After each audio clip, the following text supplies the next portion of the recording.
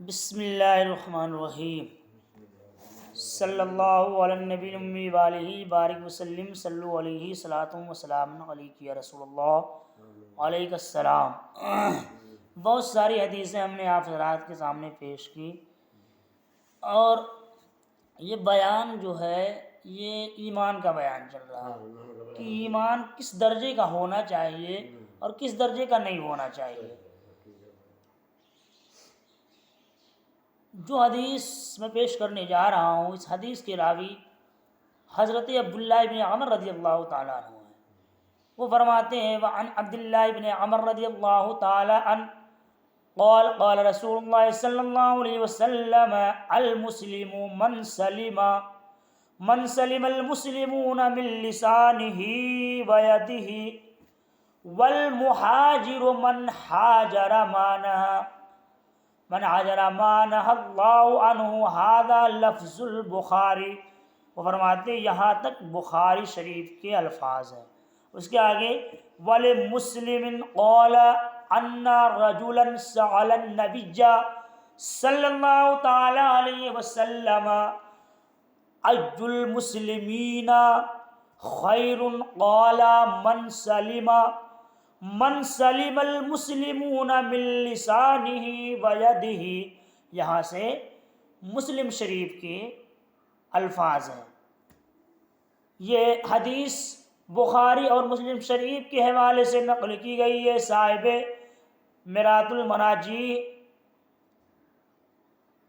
شرح مشکات المصابیح یہ حدیث بخاری اور مسلم شریف سے نقل فرماتے ہیں، اور اس حدیث کے راوی حضرت عبداللہ ابن عمر رضی اللہ تعالی عنہ ہے۔ وہ فرماتے ہیں کہ میرے آقا کریم نبی صلی اللہ تعالی علیہ وسلم نے فرمایا کہ مسلمان وہ ہے جس کی زبان و ہاتھ سے مسلمان محفوظ رہے۔ میرے آقا نے فرمایا کہ سچا مسلمان، کامل مومن وہ ہے جس کے ہاتھ اور زبان سے ایک دوسرا مسلمان محفوظ رہے۔ اور مہاجر وہ جو ممنوع چیزوں کو چھوڑ دے، مہاجر وہ ہے جو ناجائز و حرام چیزوں کو، منع کردہ چیزوں کو چھوڑ دے۔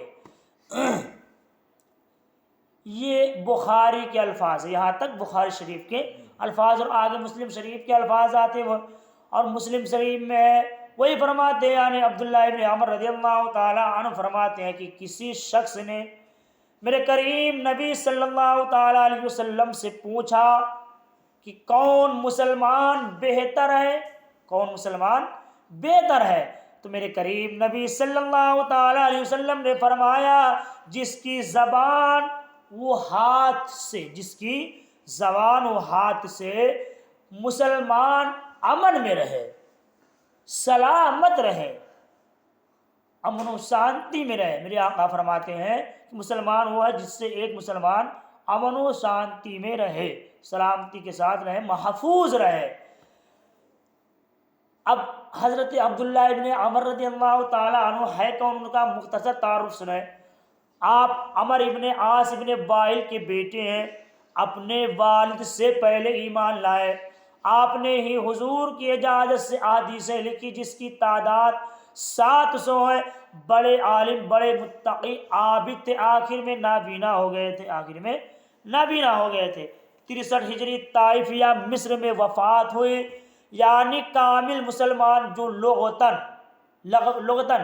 لغوی معنی کے اعتبار سے کامل مسلمان جو لغتاً، شرعاً، شریعتاً بھی اور لغتاً بھی، اصطلاحاً بھی اور معناً بھی ہر طرح مسلمان ہو، وہ مومن ہے جو کسی مسلمان کی غیبت نہ کرے، کسی مسلمان کی چغلی نہ کرے، کسی مسلمان کی برائی نہ کرے، کسی مسلمان کو تانا نہ دے، کسی کو گالی نہ دے، وہی کامل مومن ہے، کامل مسلمان وہی ہے۔ اور آج ہمارے مسلمانوں کا حال یہ ہے کہ مسجد سے نکلے دوسرے مسلمان کی برائی شروع، دکانوں پہ دوسروں کی برائی شروع، چوراہے پہ دوسرے کی برائی شروع، دکانوں پہ دوسرے کی برائی شروع، ایک دوسرے کی برائی، ایک دوسرے کو گالی دینا شروع کر دیتے ہیں، ایک دوسرے کو برا بھلا کہنا شروع کر دیتے ہیں۔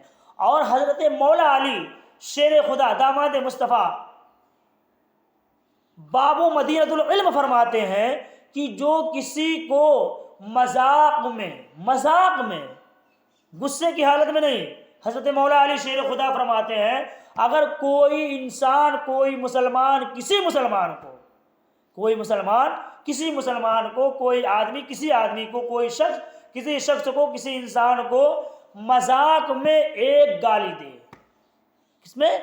غصے کی عالم میں نہیں، مذاق میں، اگر کوئی مذاق میں ایک گالی کسی کو دے تو مولا علی شیر خدا داماد مصطفیٰ بابو مدینۃ العلم فرماتے ہیں کہ اگر کوئی کسی کو مذاق میں ایک گالی دے تو اللہ اس کے قبر میں ایک بچھو، خطرناک بچھو، کالا بچھو تیار کرتا ہے۔ اب بتائیے ہمارا حال کیا ہے کہ ہم مذاق میں دن بھر میں پتہ نہیں کتنی گالیاں دیتے ہیں، تو بتائیے کتنے بچھو تیار ہوتے ہوں گے؟ ایک گالی مذاق میں، جب مذاق میں ایک گالی کسی کو دے تو اس کا یہ عالم ہے کہ اس کی قبر میں ایک خطرناک بچھو تیار ہو جائے، اور جو غصے کے عالم میں کسی کو گالی دے اس کے قبر میں کتنے بچھو تیار ہوں گے؟ اور وہ بچھو اتنا خطرناک ہے کہ جب وہ مرنے والا، گالی دینے والا قبر میں جائے گا تو اسے وہ قیامت تک ڈستا رہے گا، قیامت تک کاٹتا رہے گا۔ ایک گالی مذاق کے عالم میں دینے کتنا بڑا وبال ہے۔ اور آج ہمارے مسلمانوں کا حال کیا ہے؟ مذاق تو مذاق، غصے میں پتہ کتنی گالیاں دیتے ہیں، مذاق میں تو لاکھوں گالیاں، زندگی بیت گئی گالیاں دیتے پتہ ان کا حشر کیا ہوگا، ان کی قبر کا عالم کیا ہوگا۔ مسلمانوں اپنے گناہوں سے توبہ کرو اور اپنے گناہوں سے باز آ جاؤ، ورنہ قبر کی منزل بہت سخت ہے۔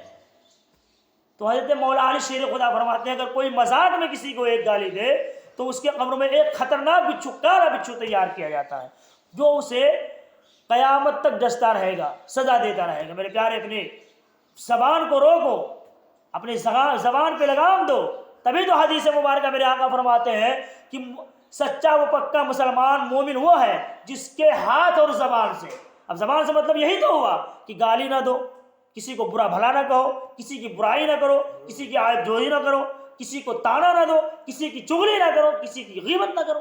یہی تو ہوا زبان سے محفوظ رہنے کا مطلب ہے۔ اور ہاتھ سے محفوظ رہنے کا مطلب کسی کو ہاتھ سے مارو نہ، ہاتھ سے کوئی برا کام نہ کرو، ہے کہ نہیں؟ یہی تو مطلب ہوا۔ تو مسلمان وہ ہے جس کی زبان سے دوسرا مسلمان محفوظ، زبان اور ہاتھ سے محفوظ رہے، وغیرہ نہ کرے، کسی کو نہ مارے پیٹے، نہ اس کے خلاف کچھ تحریر کرے، نہ ہاتھ سے مارے، نہ اپنے ہاتھ سے کوئی چیز کسی کے بارے میں غلط سلط لکھ کے دے۔ یہ حدیث اخلاق کی جامع ہے، اخلاق کی جامع ہے، اس میں اخلاق پایا جا رہا ہے، خلوص پایا جا رہا ہے۔ مسلمانوں کی سلامتی کا ذکر خصوصیت سے ہے، مسلمانوں کی سلامتی، مسلمان سلامت رہے، محفوظ رہے۔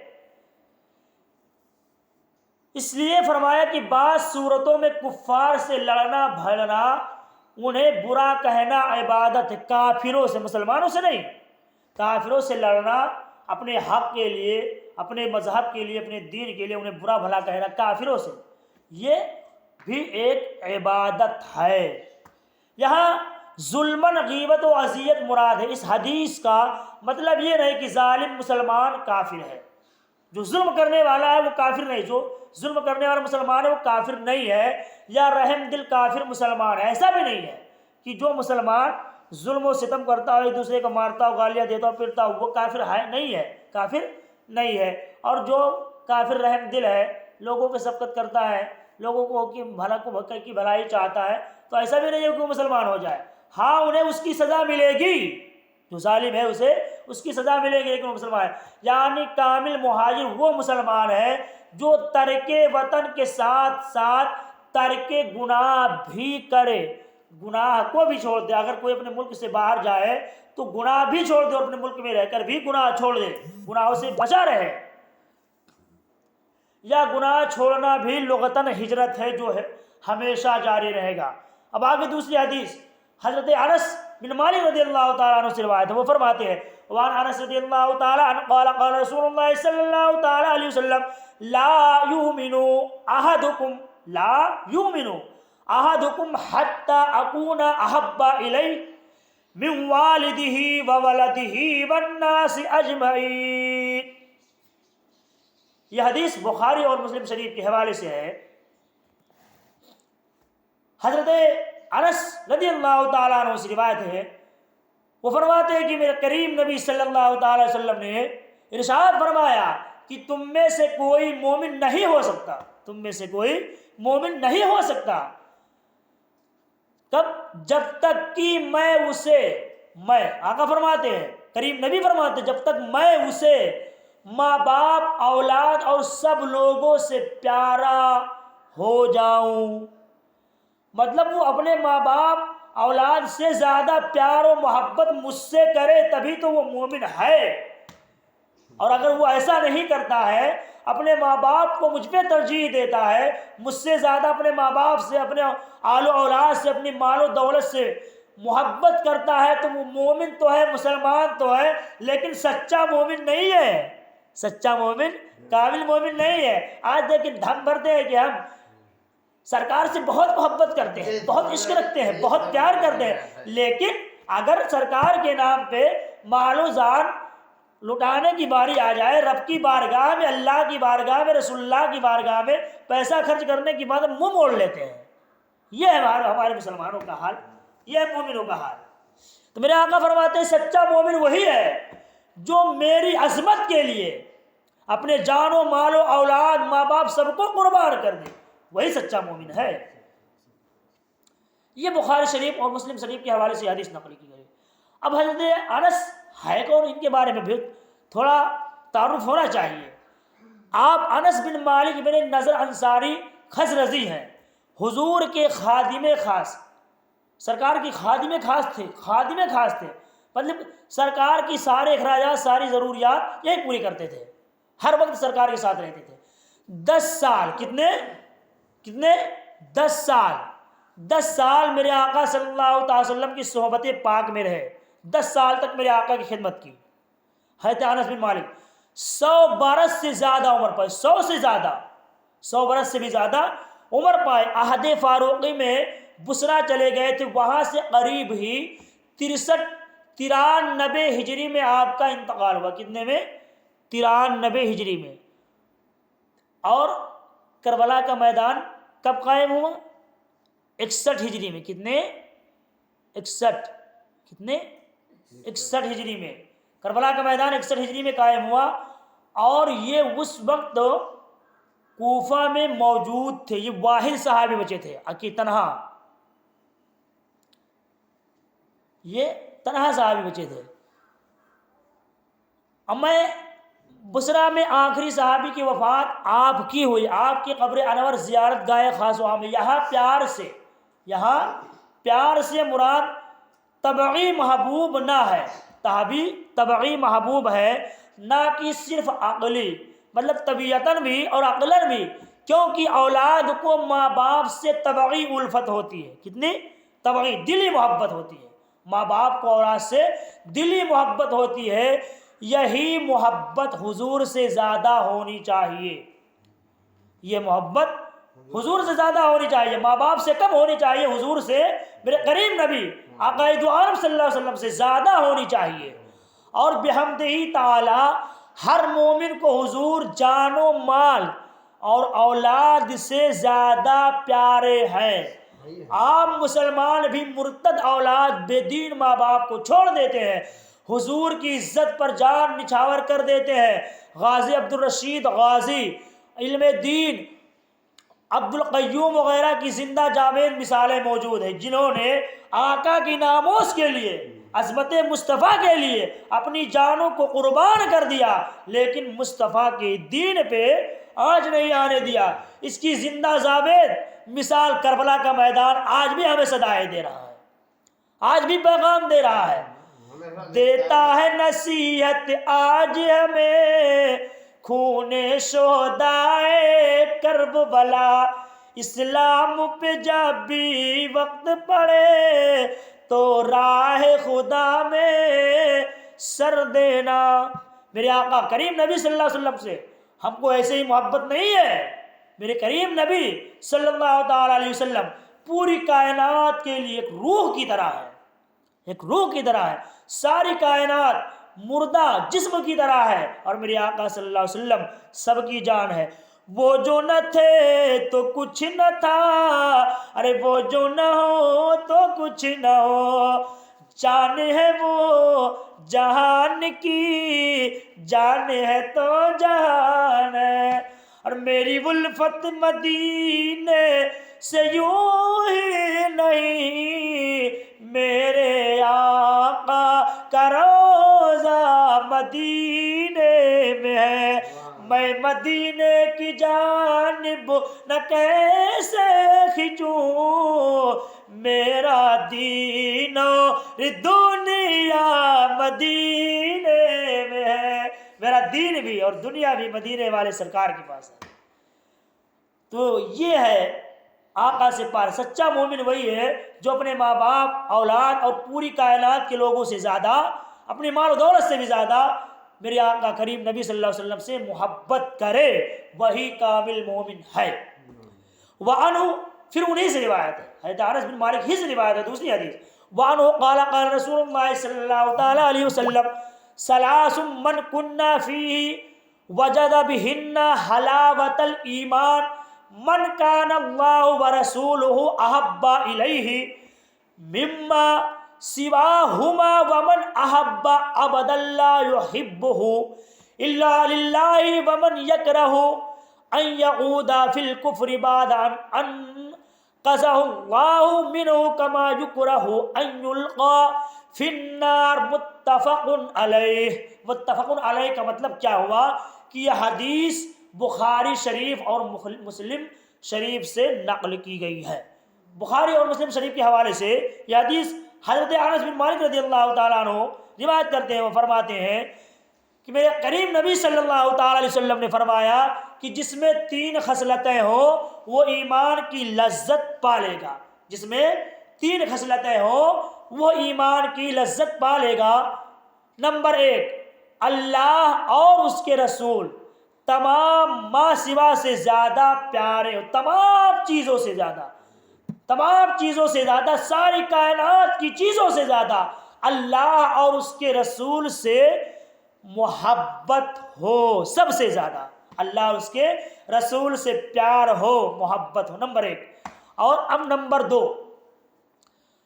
جو بندے سے صرف اللہ کے لیے محبت کرے، کس کے لیے؟ ایک بندے سے دوسرا بندہ صرف اس لیے محبت کرے کہ اللہ اور اس کے رسول راضی ہو جائے۔ نمبر 2، جو کفر میں، نمبر 3، 2 چیزیں ہو گئی۔ نمبر 3، جو کفر میں لوٹ جانا، جو کفر میں لوٹ جانا جبکہ اللہ تبارک و تعالیٰ نے، اللہ جل مجدہ الکریم نے اسے بچا لیا، ایسا برا جانے، یعنی اللہ نے اسے کفر سے بچا لیا تو اس کو ایسا، اس میں پھر اس میں دوبارہ لوٹ جانا، مرتد ہو جانا، اس کو وہ ایسا برا جانے جیسے کہ آگ میں ڈالا جانا۔ مطلب وہ یہ چیز پسند کرے کہ میں آگ میں کود جاؤں لیکن میں اپنے ایمان کو نہیں جایا کرنے دوں، میں اپنے ایمان کو نہیں جانے دوں گا، میں اپنے ایمان کو نہیں جانے دوں گا۔ تو یہ 3 خصلتیں ہو گئی، ہے کہ نہیں؟ ہاں ہوئی گئی۔ جیسے جسمانی غذاؤں میں مختلف لذتیں ہیں، ایسے ہی روحانی غذاؤں میں، ایمان و اعمال میں بھی مختلف مزے ہیں، اور جیسے ان غذاؤں کی لذتیں وہی محسوس کر سکتا ہے جس کے حواس ظاہری درست ہوں۔ بھیا ہم نمک کھا رہے ہیں تو اس کے لیے ہماری حواس بھی تو درست ہونی چاہیے کہ نمک ہم کھا رہے ہیں کہ مٹی کھا رہے ہیں۔ اب ہماری حواس ہی درست نہیں ہے تو ہم چاہے مٹی کھائیں چاہے نمک کھائیں، دونوں برابر ہیں، ہمیں پتہ ہی نہیں چلے گا۔ ہم میٹھا کھا رہے ہیں یا کھٹا کھا رہے ہیں ہمیں پتہ ہی نہیں چلے گا۔ اور اگر ہمارے حواس درست ہیں، حواس خمسہ جو اللہ نے ہمیں دی ہے اگر وہ درست ہے تو ہم پتہ بھی کر سکتے بھیا ہم یہ چیز جو کھا رہے ہیں میٹھی ہے یا کھٹی ہے، کڑوی یا تیکھی ہے، ہمیں پتہ چل جائے گا۔ اور جو ہمارے اندر وہ قوت ہی نہیں تو ہمیں کیسے پتہ چلے گا، ہے کہ نہیں؟ ایسے ہی ان ایمانی غذاؤں کی لذتیں بھی وہی محسوس کر سکتا ہے جس کی روح درست ہو، جیسے ظاہری حواس درست کرنے کی مختلف دوائیں ہیں، ایسے ہی ان حواس کے درست کرنے والی روحانی دوائیں ہیں۔ مطلب بھائی ہمارا ذائقہ، ہمارے چکھنے کی ذائقہ ختم ہو گئی، یا سننے کا کی حواس ختم ہو گئی، دیکھنے کی حواس ختم ہو گئی، حواس باصرہ، حواس صائمہ ختم ہو گئی، تو ہم بھائی اس کے لیے ڈاکٹر کی طرف رجوع کرتے ہیں، مختلف دوائیں لیتے ہیں کہ ہماری حواس صحیح ہو جائے، ہماری چکھنے کی حواس صحیح ہو جائے، دیکھنے کی حواس صحیح ہو جائے اور سننے کی حواس صحیح ہو جائے۔ تو جیسے ان حواس کو درست کرنے کے لیے ہم ڈاکٹر کی طرف مختلف دواؤں کا استعمال کرتے ہیں، ایسے ہی ایمانی حواس کو درست کرنے کے لیے مختلف دوائیں ہیں، ہے کہ نہیں؟ اس حدیث میں انہی دواؤں کا ذکر ہے جو میرے کریم نبی صلی اللہ علیہ وسلم جسمانی و روحانی حکیم مطلق ہے۔ میرے آقا صلی اللہ تعالی علیہ وسلم جسمانی بھی اور روحانی بھی حکیم مطلق ہے، اور حکیم کا کام یہ ہوتا ہے کہ وہ ہر طرح کی دوائیں اپنے پاس رکھتا ہے کہ نہیں؟ زمانے کے سارے مریضوں سے کہہ دو، زمانے کے سارے مریضوں سے کہہ دو، مدینے میں آقا، مدینے میں آقا دوا بانٹتے ہیں، مدینے میں آقا دوا بانٹتے ہیں، کہ نہیں؟ تو میرے آقا طبعی جسمانی اور روحانی حکیم ہے جو اپنے گنہگار امتیوں کی ہر وقت دوائیں کرتے رہتے ہیں، ہے کہ نہیں؟ حقیقت ہے۔ آنکھ والے تیری جو بنے کا تماشا دیکھے، آنکھ والے تیری جو بنے کا تماشا دیکھے، ارے دیدہ کور کو کیا آئے نظر کیا دیکھے، دیدہ کور کو کیا آئے نظر کیا دیکھے۔ اب بتاؤ جس کے پاس آنکھ صحیح و سلامت ہوگی وہی تو دیکھے گا کہ یہ گلاس ہے۔ اگر ہم اندھے کو اس کو پکڑا دیں، ہم اندھے سے پوچھے بھیا یہ بتا یہ گلاس ہے یہ کیا ہے، تو اندھا پہلے دیکھے گا، ٹوئے گا، اس کے سمجھ میں آئے گا کہ یہ گلاس ہے بہت دیر کے بعد، اور آنکھ والا فوراً بتا دے کہ بھائی یہ گلاس ہے، کچھ دیر کے بعد بتائے گا، پہلے اس کو لے گا ہاتھ میں ٹوئے گا، یہ ہے کیا، یہ تو بڑی چیز ہے، کیا ہے، تو وہ یہی کہے گا ہو سکتا ہے یہ گلاس ہے۔ تو اب ہم اگر اس سے پوچھے بھائی چلو مان لیتے تمہاری بات یہ ہے کہ یہ گلاس ہے، لیکن یہ بتاؤ یہ گلاس ہے تو کاہے کا ہے؟ اب بھائی اندھا آدمی کیا بتا پائے گا کہ گلاس لوہے کا ہے یا اسٹیل کا ہے یا الومنیم کا ہے یا مٹی کا ہے یا پلاسٹک کا ہے؟ اندھا کیسے بتائے گا؟ اور ایک آنکھ والا فوراً بتا دے گا تمہیں اتنا نہیں معلوم ہے یہ گلاس جو ہے یہ اسٹیل کا ہے کہ نہیں؟ اور آنکھ والا فوراً بتا دے گا، اور دیدے پور کیا بتائے گا؟ بغیر آنکھ والا کیا بتائے گا؟ حکایت ہے، ایک آدمی، ایک نابینا شخص اپنے کندھے پہ جب رات کے سناٹے میں نکلتا، جب رات میں وہ نکلتا تو اپنے کندھے پہ وہ آگ کی جلتی ہوئی سراہی رکھ لیتا، جلتا ہوا چراغ رکھ لیتا۔ تو جب وہ باہر نکلتا تو ایک شخص نے اسے پوچھا بابا آپ تو اندھے ہیں، آپ نابینا ہیں، آپ کو چراغ سے کیا مطلب، آپ کو روشنی سے کیا مطلب، آپ کے لیے دن اور رات دونوں برابر ہیں؟ تو بابا جی نے جواب دیا میں اپنے کاندھے پہ چراغ اس لیے رکھ کر چلتا ہوں تاکہ کوئی اندھیرے میں مجھ سے نہ ٹکرائے، اندھیرے کے عالم میں مجھے ٹکرائے نہ، اور ٹھوکر لگے وہ مجھ میں لگ جائے گر جائے تو میں اپنے فائدے کے لیے نہیں تمہارے فائدے کے لیے چراغ لے کر چلتا ہوں۔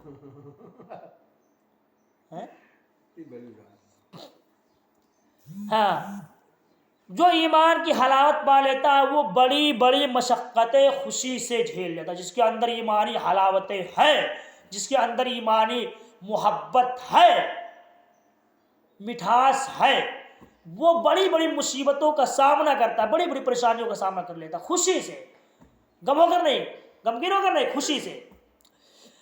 جاڑوں کی نماز، جیسے ہم اور آپ، ہمیں کتنی بھی ٹھنڈک کیوں نہ ہو، ہم کو نماز پڑھنا ہے تو پڑھنا ہے۔ میں گنہگار ہوں، بہت خطا کار ہوں، لیکن اللہ کا فضل ہے کہ نماز کبھی کسی وقت کی چھوڑتا ہی نہیں ہوں۔ جاڑوں کی نماز جہاد خندہ پیشانی سے ادا کرتا ہے۔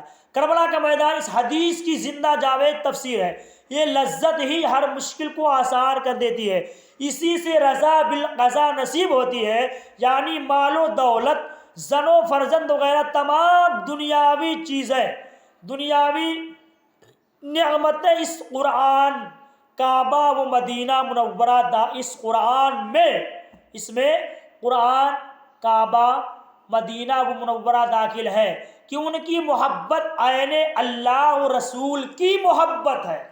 ان چیزوں سے، کعبہ سے، مدینہ سے، سرکار کی روضہ مبارکہ سے، میرے آقا سے محبت کرنا، یہ سب